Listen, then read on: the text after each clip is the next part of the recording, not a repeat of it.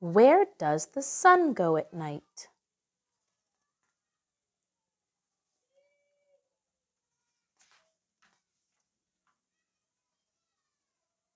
It was a splendid summer evening, and Pooh was playing tag with his friends. "You're it!" shouted Roo, tagging Tigger in mid-bounce. "Hoo, hoo, hoo, hoo!" cried Tigger. "Now I'll get Pooh." Tigger bounced into the darkening shadows and straight into a bush. "It sure complicates this tag business when you can't see where you're going," he said, pulling leaves off his tail. "What are you talking about?" "Oof!"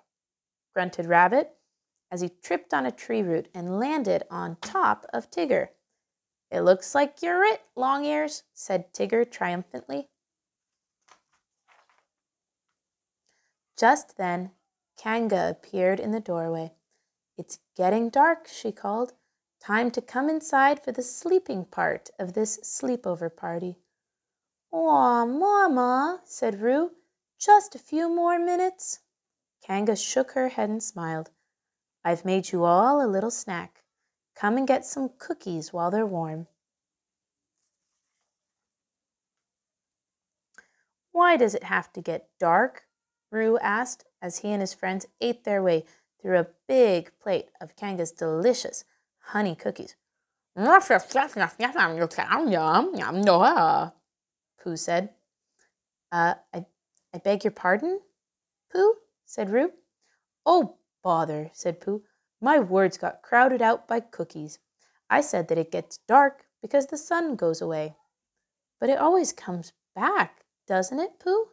Piglet asked nervously. "Oh, yes, Piglet," answered Pooh. "Always."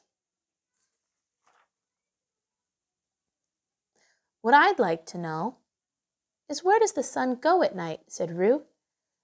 "It always seems to leave just when you're having the most fun." "Oh, we'll probably never know where it goes," Eeyore said sadly. "We could try and find out," Piglet said. "All of us together." "I'm with you, buddy boy," Tigger said. "Then maybe we can persuaderate the sun to stay around more." "Yeah, so we wouldn't have to sleep so much," yawned Roo. "And we could stay up playing tag all night long," said Pooh, just before he began to snore.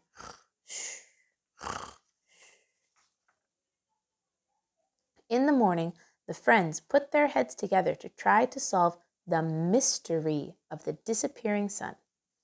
"First things first," said Tigger. "Where was the sun the last time we saw it?" "Oh, I believe it was over there," said Pooh, pointing toward the field. "No, no," insisted Rabbit. "It was over there." "Oh, I wish I'd been watching," said Roo. "I remember where it was," Piglet said quietly. "I stopped to watch it set behind the hill." "Good work, buddy boy," Tigger said. "Let's go see if it's still there."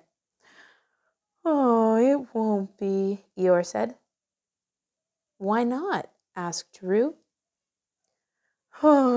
"Because it's shining on the pond behind you," Eeyore said. "Very mysterious," murmured Rabbit. "How do you suppose the sun got way over there?" "Maybe we'd get some clues if we followed it," Piglet suggested. "It might be kind of fun to spy on the sun," Roo said. "Count me in," Tigger said. "Sun spying is what Tiggers do best." The friends spent the day following the sun all over the 100-acre wood. Rabbit saw it peeking through his garden gate in the morning. Roo and Tigger noticed it straight overhead at lunchtime.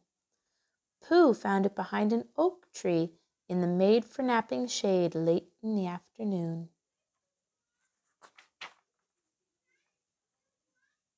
When Eeyore reported that the sun was sliding toward the hill, Piglet, Rabbit, Roo, and Tigger hurried to catch up with it.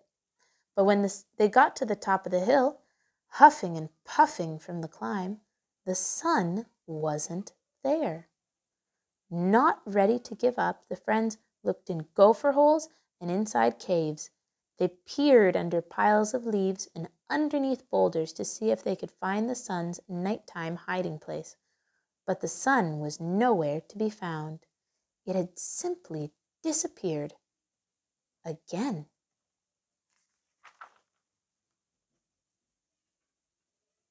While his friends were searching the hillside, Pooh was watching the sunset from his thinking spot when Rabbit joined him. "Well, the sun came up near the pond," Rabbit said, making a simple drawing in the dirt.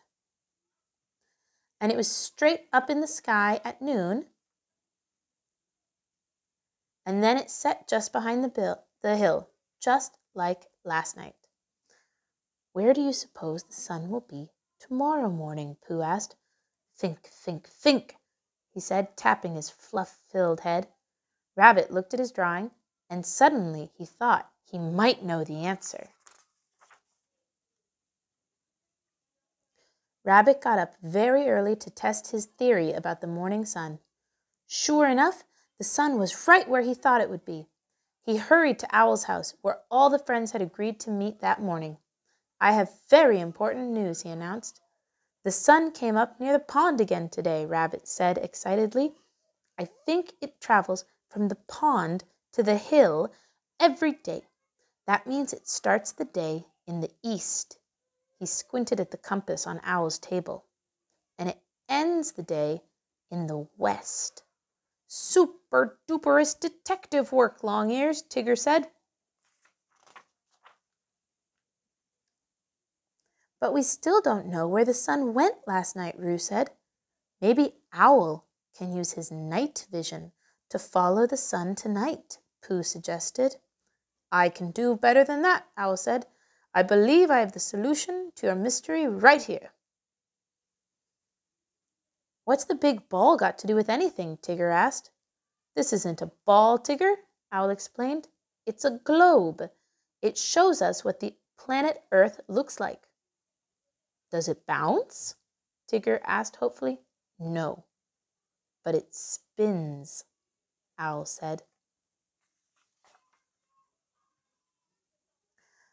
"The fact is that the sun didn't go anywhere last night," Owl announced dramatically, giving the globe a spin. "We did." "Not me," said Tigger. "I was at home all night. I fell out of bed once or twice, but other than that, I stayed put." "We may feel like we're standing still, Tigger," Owl said, "but the earth we live on is always turning." "Oh my," Piglet said nervously. "Is that a good thing, Owl?" Owl laughed. "It is a wonderful and amazing thing, Piglet. Let me show you." Owl set a lantern on his table. Then he asked Tigger and Roo to close the curtains on the windows. "Pretend that this lantern is the sun. Notice that it's not moving. But watch what happens when the earth spins next to it. When part of the earth we live on faces the sun, it's daytime. And when it faces away from the sun, it's nighttime," Owl explained. "So now, do you know where the sun goes at night, little Roo?" Owl asked. "It doesn't go anywhere," Roo exclaimed. "It just waits for us to come back around to see it." "Oh, I think that's just splendid," said Piglet. "Don't you?" The end.